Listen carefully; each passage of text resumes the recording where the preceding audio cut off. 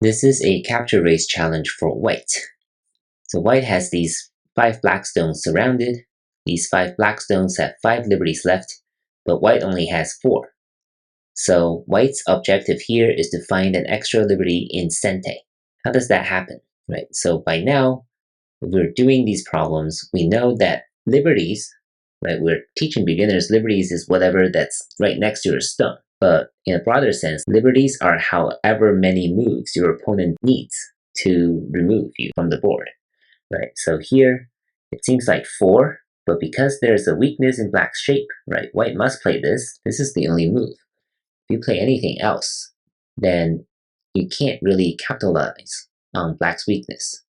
Right, to capitalize on black's weakness, you have to make this into a fake eye. So this really has to do with eye as well.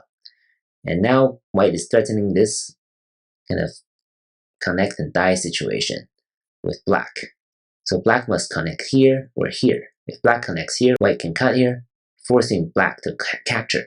This way, black cannot come in to H18 right here, right? Because black will need 1 extra move here on the outside. So what happens now is that white can finally occupy black's liberties from the outside.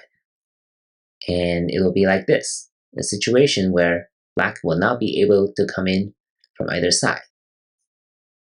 So that is why white will go on to win this.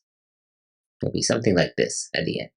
So overall, not too difficult if you're more experienced with the weakness of black's shape here, and it's a good problem for us to reflect on what liberties really mean. And we've seen this repeatedly throughout this playlist.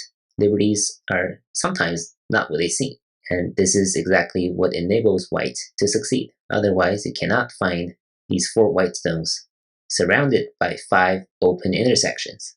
But even if it's just 4, white can still succeed because black's shortage of liberties. Hope that made sense, and hope you enjoyed this challenge. Good luck, and thank you for watching.